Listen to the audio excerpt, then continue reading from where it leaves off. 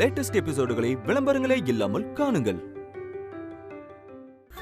ஒண்ணு மட்டும் தெரியும்னு, நீங்க அவளை ராணி மாதிரி வளர்த்தீங்கன்னு. அமுதா, உங்களுக்கு தானே ராணி. அவ எங்களுக்கு சாமின்னு. அந்த சாமிய நாங்க வான்னு சொல்லல, அதுவா வந்துச்சு, எங்களுக்கு வரம் கொடுத்துச்சு.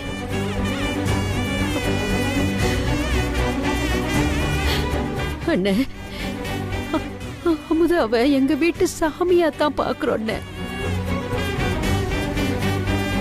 அம்மா, அண்ணன் மட்டும் கண்ணு முழிச்சிட்டாங்க. அப்படியா?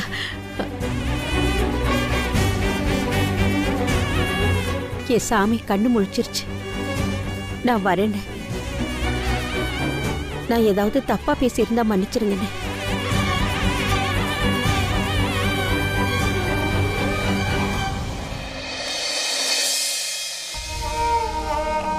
நம்ம கானாடு காத்தான்ல இதுவரைக்கும் எந்த வருஷமும் நடக்காத ஒரு விஷயம் இந்த வருஷம் நடந்திருக்கு.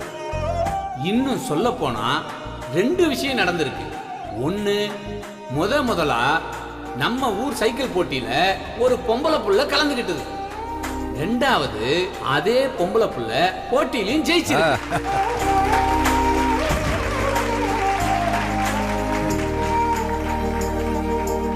சிதம்பரம் ஐயாவோட மக அமுதா இந்த போட்டியில கலந்துக்கிறதுக்காக பேர் கொடுக்கும் போதும் சரி, விளையாட்டோட ஆரம்பத்திலையும் சரி, இதுவரைக்கும் ஆம்பளைங்க மட்டுமே கலந்துகிட்ட இந்த சைக்கிள் போட்டியில ஒரு பொண்ணா எப்படி கலந்துப்பாங்கன்னு நிறைய பேர் யோசிச்சாங்க. ஆனா அவங்க எல்லாம் மூக்கு மேல விரல வைக்கிற மாதிரி இந்த வெற்றி அவங்களுக்கு அமைஞ்சிருக்கு.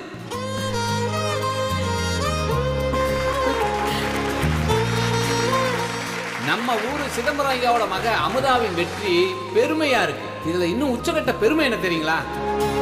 இந்த வெற்றி கோப்பையை வழங்க போறது அவங்க அப்புச்சிதான். இதை விட என்னங்க இருக்கு பெருமை? இப்படிப்பட்ட ஒரு பெருமை மகளால அப்புச்சிக்கும் கிடைக்காது, அப்புச்சியால மகளுக்கும் கிடைக்கவே கிடைக்காதுங்க. நல்லா பலமா கைத்தட்டி உற்சாகப்படுத்துங்க.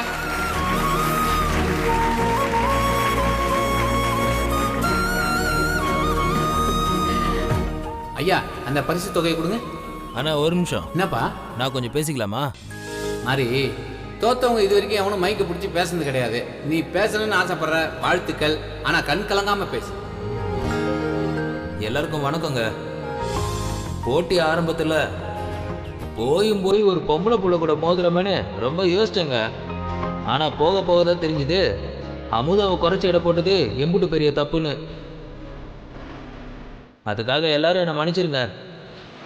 அமுதா, என்னை மன்னிச்சிருமா? பரவாயில்லைங்க. இதை சொல்ல வேண்டியது என்னோட கடமை. உன்னோட விடாமுயற்சியும் தன்னம்பிக்கையும் பாராட்டி ஆகணுமா. நீ தான் எல்லாருக்கும் ஒரு எடுத்துக்காட்டாக இருக்கணுமா. என்னோட வாழ்த்துக்கள். என்னடி உமா, நான் உன்னை ரொம்ப நம்பினேன், இப்படி காலை வாரி விட்டுட்டியே. எப்படி நடந்துச்சுன்னே தெரியல அண்ணமண்டே. நானும் ஒரு மாத்திரைக்கு 2 மாத்திரையை கலந்து கொடுத்தேன். எப்படி தப்பிச்சானே தெரியல. என்ன செஞ்சாலும் இவ தப்பிச்சுக்கிட்டே இருக்காளே, அதான் எனக்கும் ஒன்றும் புரிய மாட்டேங்குது. நாம என்னதான் பண்ணாலும் இந்த படுக்காத மக்கு ஜெயிக்கிறா. நாமெல்லாம் தோக்குறத நினைக்கும் போது அவமானமா இருக்கு தெரியுமா. அவனை மட்டும் காலேஜில் சேர்த்துட்டா இவ ரொம்ப ஆட ஆரம்பிச்சிருவா. அண்ணமண்டே, இதுல ஜெயிச்சுட்டா வாழ்க்கையில ஜெயிச்சுட்டா நினைச்சிட்டீங்களா? அவளோட ஒவ்வொரு ஸ்டெப்புக்கு முன்னாடியும் நான் இருப்பேன் தடுக்கிறதுக்கு. இதுல ஏதோ ஏமாந்துட்டோம். அடுத்து அவன் காலேஜில் காலடி எடுத்து வைக்க என்ன ஆனாலும் விடவே மாட்டேன். காலேஜில் ஏதாவது பண்ணுவோம். நம்ம சிதம்பரம் ஐயாவை அன்போடு அழைக்கலாம்.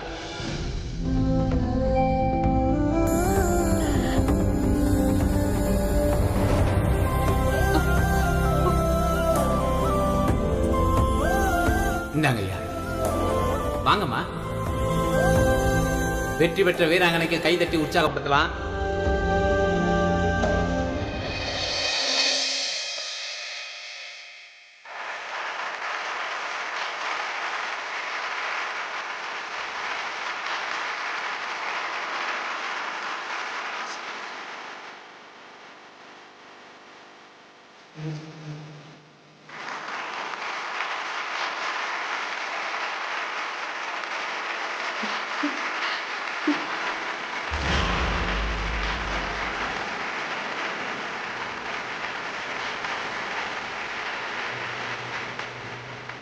ஐயா ம் போட்டியில் ஜெயிச்சிருக்காங்க, உங்கள் மகளை பற்றி ஒரு 2 வார்த்தை பேசுங்க ஐயா.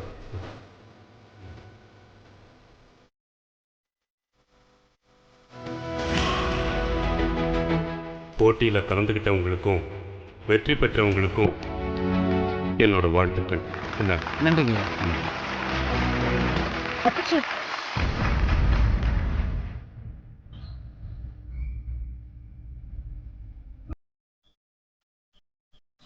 என்ன புச்சி, என்கிட்ட நீங்க பேசவே போறது இல்லையா? எம்புட்டு தடவை சொல்றது, என் பேச்சை கேட்காத பொண்ணு எனக்கு வேண்டாம். இனி காலத்துக்கு உங்ககிட்ட பேசுறதுக்கு எனக்கு உடன்பாடு இல்லை. அப்படி நான் என்ன பண்ணிட்டேன் அப்புச்சி? எதுக்கு என் மேல இம்புட்டு கோவம்? உன்னை பார்த்து என்னத்தை நினைச்சு என்னை சந்தோஷப்பட சொல்ற? பொய் சொல்லி உன்னைய ஏமாத்தின உன் புருஷனை நினைச்சா, இல்ல நீ வாழற வீட்டை நினைச்சா, எதை நினைச்சு சந்தோஷப்பட சொல்ற? உன்னை ராணி மாதிரி என் வீட்டில் வச்சிருந்து, ஆனா வேலைக்காரி மாதிரி அவங்க வீட்டில் கிடக்குற, அதை நினைச்சா எதை நினைச்சு நான் சந்தோஷப்படணும்? இதெல்லாம் நினைச்சாலே எனக்கு அருவருப்பா இருக்கு. உன் முகத்திலேயே நான் முழிக்கக்கூடாதுன்னு தான் இருந்தேன். ஆனா என் நேரம், என் வாழ்க்கையில எப்பெல்லாம் யாரை பார்க்கக்கூடாதுன்னு நினைக்கிறேனோ அவங்களெல்லாம் பார்த்து தொலைக்கிறேன். இதை என் விதின்னு நொந்துக்கிறதா இல்ல என்னோட சாபம்னு நினைச்சுக்கிறதா? போற இடத்துலெல்லாம் சிதம்பரம்னா ஆஹா ஓஹோன்னு புகழ்ந்த வாயெல்லாம் இப்போ சிதம்பரம் மக அப்படி இருக்கா, சிதம்பரம் மக இப்படி இருக்கான்னு பேசுறதெல்லாம் கேட்குறப்போ அதெல்லாம் என்னால் ஏற்றுக்க முடியாம வீட்டுக்குள்ளேயே முடங்கி கிடக்கிறேன். என் பொண்ணு அப்படி இப்படின்னு பெருமையா பேசுனதெல்லாம் போய் என் பொண்ணால தான் இப்படி அசிங்கப்பட்டு முடங்கி போய் அவமானப்பட்டு கிடக்கிறேன்னு பேசுற அளவுக்கு பண்ணிட்டேடி. உன்னை என் பொண்ணுன்னு சொல்லி பேசுறதுக்கே என் நாக்கு கூசுதுரி.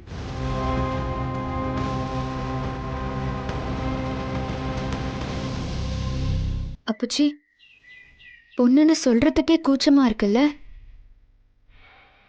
அப்புச்சி, நீங்க வேணா பாருங்க, ஒரு நாள் இல்ல ஒரு நாள் இவ தான் என் மக, இவர் தான் என் மருமகன்னு சொல்லி ஊருக்கு முன்னாடி நீங்க பெருமையா சொல்ல போறீங்க.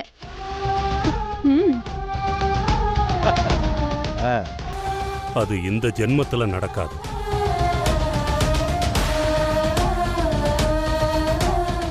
சவாலா? என்கிட்டயே சவால் விடுறியா?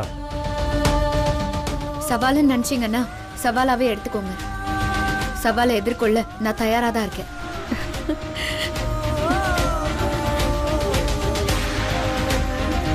பார்க்கலாம். என்னம்மா எப்படி சொல்லிட்டு போகிறேன்? தெரியுமாம்மா, அவரை பற்றி தெரியும்.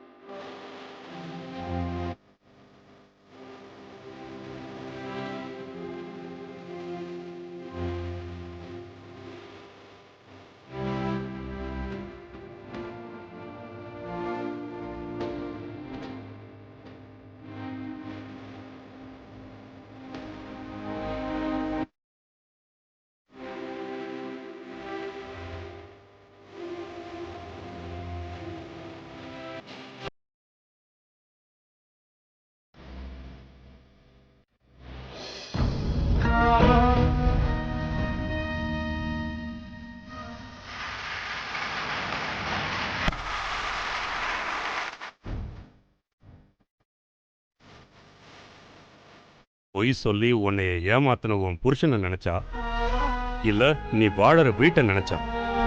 ஒரு நாள் இல்ல ஒரு நாள் இவ தான் என் மக, இவர் தான் என் மருமகன்னு சொல்லி ஊருக்கு முன்னாடி நீங்க பெருமையா சொல்ல போறீங்க.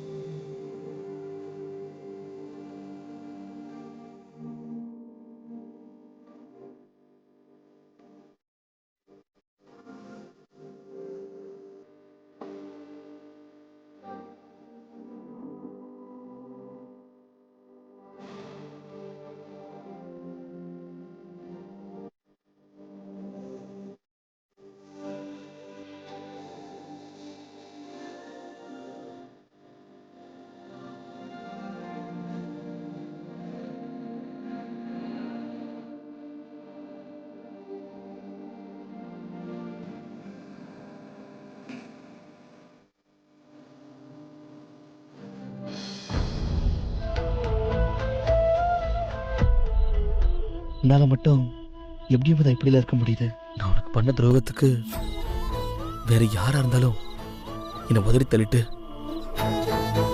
அவங்க வாழ்க்கையை பார்த்துட்டு போயிட்டே இருந்திருப்பாங்க. நான் உனக்கு பண்ண துரோகத்துக்கு என்னை படிக்க வச்சு ஆகணும்னு ஒரே வைராகியமா இருந்து அதுக்காக இப்படிலாம் கஷ்டப்படுறீங்க. இந்த 10 மாசம் சுமந்த அம்மாவே நான் பண்ண தப்புக்காக என்னை ஒதுக்கி வச்ச பிறகும் நீ எனக்காக நிற்கிறியே. என் மேல அவ்வளோ பாசமா உனக்கு. நான் உனக்கு அப்படி என்ன பண்ணிட்டேன்? என்னையும் எங்க வீட்டையும் இப்படி உன் கைக்குள்ள வச்சு தாங்கறியே. இதுக்கெல்லாம் நான் உனக்கு என்ன பண்ண போறேன்னு தெரியல மதா.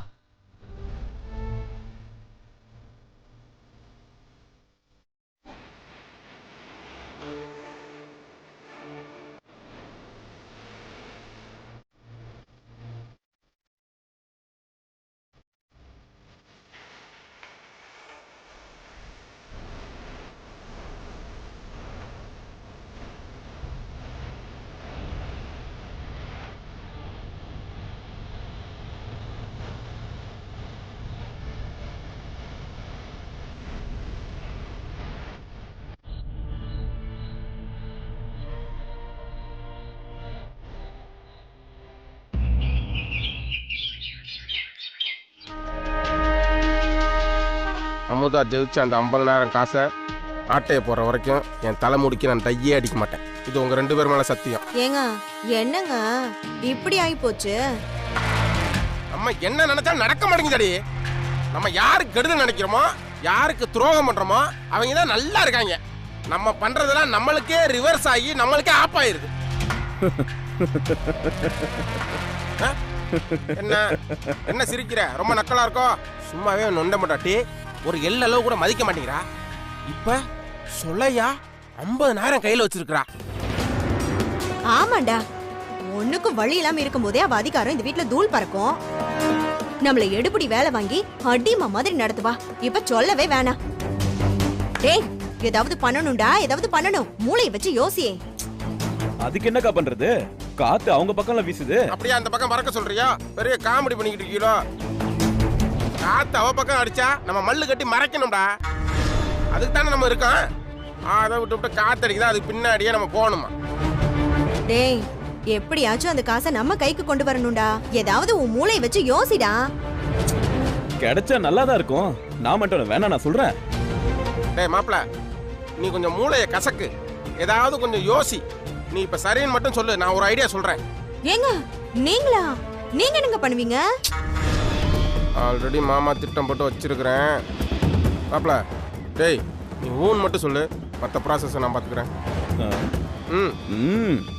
அவ்வளோதான்டா, முடிஞ்சுடா. அமுதா சைக்கிள் ஓட்டின காசு எப்படி என் கைக்கு வருது மட்டும் பாரு.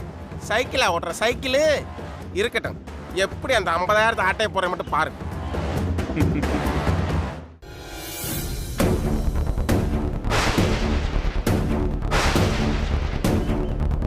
ஏய், ஏண்டா உனக்கு சாப்பாடெல்லாம் ஒரு கேடா? என்னடா நொன்ன? இன்னைக்கு தேதி என்னடா ஆச்சு? உன்னை நான் கடைசியா பணம் வாங்கும் போது பார்த்தேன். அதுக்கு பிறகு போன் போட்டாலும் எடுக்கிறது இல்ல, கடை பக்கமும் ஆளை காணோம். என்னடா பணத்தை வாங்கிட்டு ஆளை ஏய்க்க பாக்குறியா?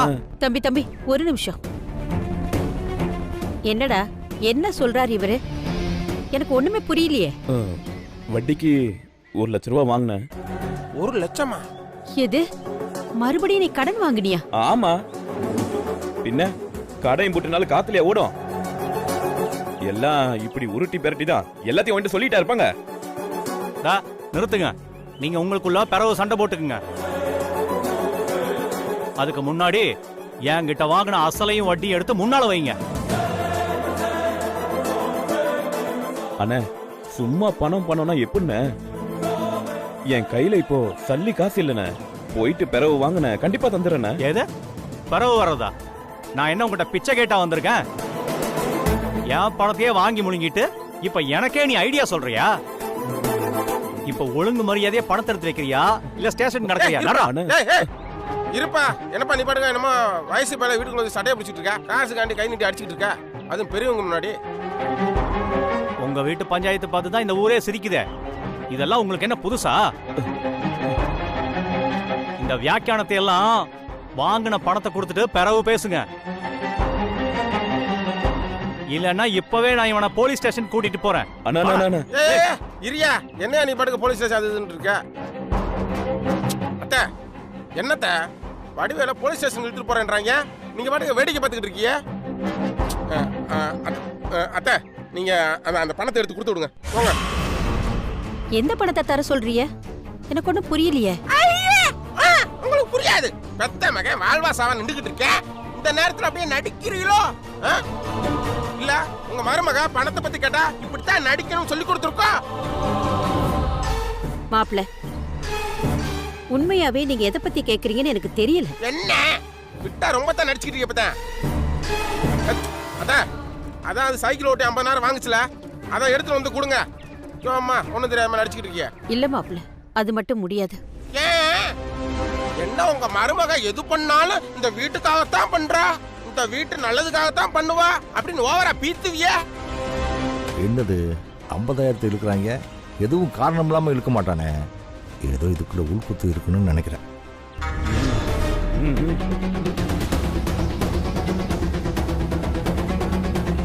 இல்ல மாப்பிள்ள, இதுல முடிவு பண்ண வேண்டியது நான் இல்ல, என் மருமக தான். என்னத்தான் நான் இம்புட்டு சொல்லிக்கிட்டு இருக்கேன் மறுபடியும்? மாமா தங்கச்சி, உன்னை பத்தி தான் பேசிக்கிட்டு இருந்தான், நீயே ஒரு முடிவு சொல்லு.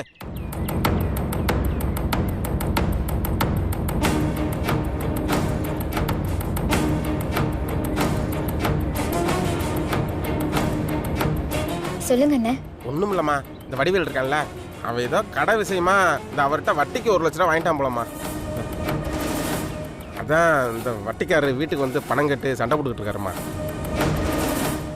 நம்ம எல்லாரும் முன்னாடியும் கை வைக்க போறேன், பார்த்துக்கிட்டு இருக்க முடியுமா? நீ தான் சைக்கிள் ஓட்டி ஜெயிச்சு 50,000 வச்சிருக்கல, அதை ஓடி போய் எடுத்துட்டு வந்து இந்த வட்டிக்கார மூஞ்சில விட்டு எரியுமா. எந்த வீட்டுக்குள்ள வந்து யார் மேல கை வைக்கிற? என்ன விஷயம்? பொறுமாப்ல. என்னம்மா அமைதியாவே இருந்தா என்ன அர்த்தம்? போப்பா. இல்லண்ணே, தப்பா நினைச்சுக்காதீங்க. நான் அந்த பணத்தை வேற ஒரு முக்கியமான விஷயத்துக்காக வச்சிருக்கேன், அதை கொடுக்க முடியாது.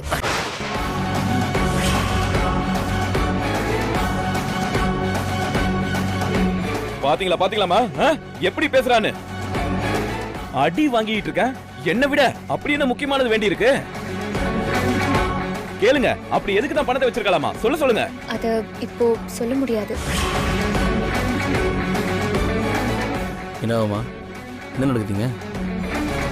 இந்த 50,000 இவங்க கண்ணில் ஊர்த்திருச்சுன்னு நினைக்கிறேன். அந்த பணத்தை அடிக்க ஆள் செட்டப் பண்ணது மாதிரி தோணுது. கூட்டிட்டு போய் கொடுக்க வேண்டியதை கொடுத்து அனுப்பிவிடும். ஓகே. என்னையா கொடுத்த காசை திருப்பி கேட்டா நீங்களே பேசிட்டு இருக்கீங்க? எனக்கு அதெல்லாம் தெரியாது, எனக்கு என் பணம் வேணும். ஆமா, ஏண்டா உனக்கு காசு வாங்க தெரியுது, கொடுக்க தெரியாதா? ஹலோ, ஒரு நிமிஷம். நீ யாருப்பா? நான் யாரா இருந்தா உங்களுக்கு என்ன? பணம் தானே வேணும் உங்களுக்கு? ஆமா. சரி, என் கூட வாங்க, நான் தரேன்ட்டேன்ல. மாப்ள, எதையும் மிச்சம் வைக்காம மொத்தமா கொடுத்து விடுங்க, அப்புறம் நான் அட்வைஸ் பண்ற மாதிரி இருக்கும். வெறும் கேட்கல, நாங்க பாத்துக்கிறோம். நீ வாங்க. கரெக்டா கடங்காரன் இந்த வீட்டை சாப்பிடும் போது தான் வர்றேன். எங்கப்பா பணம்? என்ன கேட்ட? துட்டு தானே, வட்டி பணம். எவ்வளவு கொடுத்தேன்?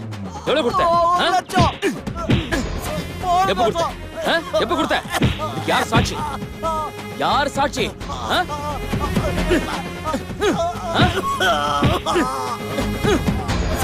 என்ன மாப்ள, போய் இவ்வளவு நேரம் ஆச்சு, அலைய காணா? தெரியலையே. என்ன மாமா இவ்வளவு நேரமா பணத்தை என்றேன்? இன்னும் கொஞ்ச நேரத்துல வாங்கிடுவானோ? பழைய நோட்டா இருக்கும் போல, பிதிக்கி எண்ணுவேன். 100 ரூபா தலை இருக்குமோ?